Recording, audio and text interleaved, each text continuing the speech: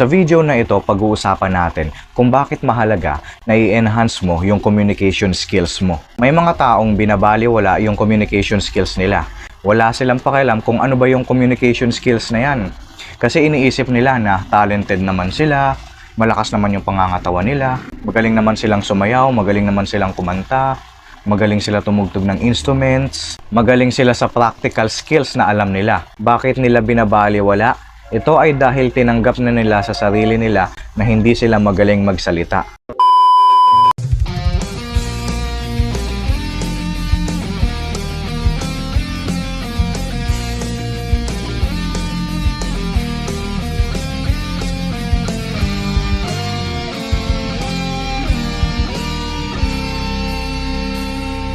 Okay, simulan na natin.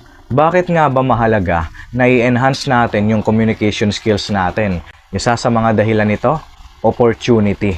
Maraming tao ang nakakakuha kagad ng opportunity, mapa-businessman o mapa-trabaho dahil maayos or maganda yung communication skills nila. Kaya nga may mga tao na madaling natatanggap sa trabaho dahil magaling sa interview, magaling makipag-usap, magaling magsalita. Pero huwag kang mag-alala, kung hindi ka magaling sa interview, kung sa tingin mo na hindi ka sobrang galing sa pakikipag-usap sa ibang tao, pwede ka pa rin namang magtagal sa trabaho na gusto mo dahil hindi lang naman galing sa pagsasalita yung pwedeng makita sa'yo. Kasi apat naman yung skills na pwede mong i-workout para mag-improve yung communication skills mo.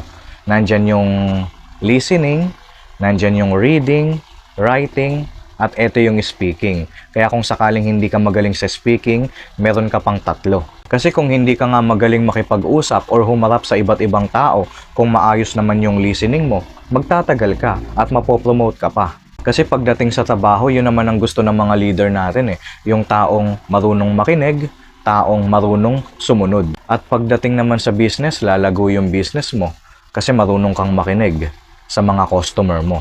Marunong kang makinig sa mga client mo. At kung magaling ka ring magsulat, maraming opportunity yung pwede mo makuha. Pwede kang maging writer, pwede kang maging teacher, pwede kang maging content creator. See? Kaya kahit hindi ka magaling magsalita, kung magaling ka naman sa ibang bagay na related sa communication, di hahabulin ka pa rin ng mga opportunity.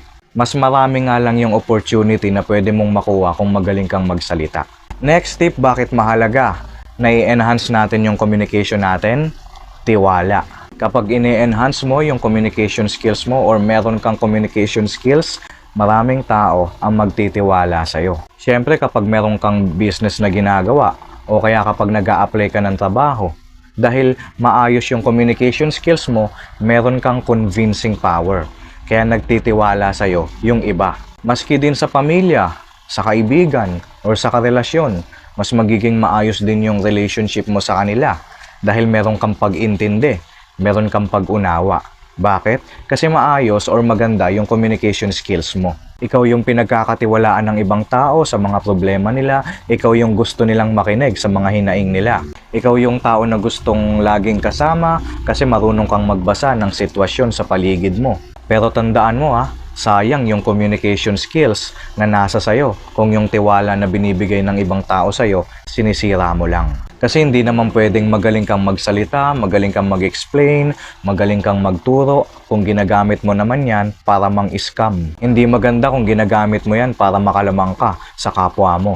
Next tip kung bakit mahalaga na ine-enhance natin yung communication skills natin, attractiveness. Kapag marunong tayong magsalita, kapag marunong tayong makinig, marunong tayong magbasa ng sitwasyon, mas madali tayong nagiging attractive para sa ibang tao. Kasi mahalaga naman talaga na maging attractive tayo, 'di ba? Kasi isa sa mga katotohanan sa mundo ay yung mas na-appreciate pa ng ibang tao, yung looks mo.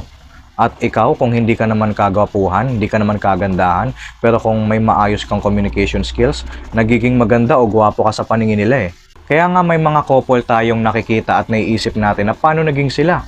Kasi nakikita mo na napaka-attractive ng isa. Tapos yung isa, yung kasama niya, yung kapartner niya, para sa'yo hindi. Kaya napapaisip ka, paano naging sila? Di mo alam, yung tinutukoy mong hindi attractive, magaling palang makipag-usap, magaling mangumbinse, magaling mambola, may sense of humor, At yun yung dahilan kung bakit nagiging attractive yung taong yun. Hindi man siya attractive pagdating sa physical, attractive naman siya kung paano siya kumilos. Kaya ikaw kung single ka ngayon, wala kang jowa, pero may communication skills ka, maayos yung communication skills mo, magaling kang magsalita, bakit hindi mo gamitin yan para magka-jowa ka na? Tandaan mo, nakaka-attract yan para sa iba. Kasi aminin mo, may mga taong nagugustuhan ka rin naman, di ba? Na hindi naman gwapo, hindi naman maganda, di mo alam, magaling magsalita or maayos yung communication skills.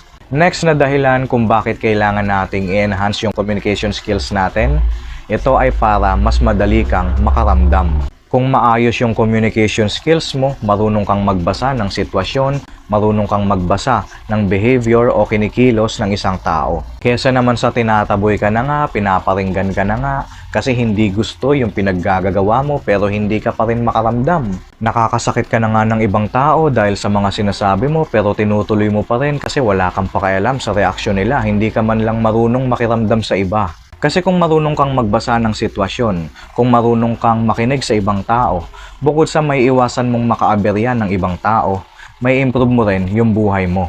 Next na dahilan kung bakit mahalaga na i-enhance natin yung communication skills natin, mas nagiging aware tayo sa paligid natin. Kasi sabihin na natin hindi ka nga magaling magsalita, pero maayos naman yung reading comprehension mo, maayos yung listening comprehension mo, or magaling kang magsulat, magiging aware ka sa paligid mo dahil mas madali mong naiintindihan yung mga bali-balitang dumarating sa'yo. Kasi kapag nagiging aware ka sa paligid mo, nauunawaan mo yung mga balitang nakukuha mo, mas napag-iingat mo yung sarili mo niyan, at mas napaghahandaan mo yung mga bagay-bagay. Kasi paano kung wala kang communication skills, or mahina yung listening comprehension mo, mahina yung reading comprehension mo, may babalitaan ka man, hindi mo maiintindihan, mas madali kang maloko ng ibang tao niyan. Or mas madali kang mapahamak kasi kulang ka sa knowledge. Kaya dapat ini-enhance natin yung communication skills natin. Yung galing natin sa pagsasalita, yung reading comprehension natin, yung pakikinig natin sa iba, at kahit yung pagsusulat. Yun yung mga dahilan at nagiging benefits na rin kapag ini-enhance mo yung communication skills mo. Natuwa ka ba sa video na ito? Kung natuwa ka, like mo naman. At kung hindi ka pa nakasubscribe sa channel na ito, ano pang hinihintay mo? Subscribe to this channel dahil sa channel na ito, ang ino-offer ko, self-improvement, yung pakikipag-usap sa ibang tao or pakikisama sa ibang tao, at yung enhancing communication skills. Kagaya ng content natin ngayon. Ngayon, gusto mo bang malaman kung paano i-enhance yung communication skills natin? Panoorin mo yung thumbnail na lalabas sa end screen ng video na ito. Nandyan yan. Pagka-click mo, mapapanood mo na.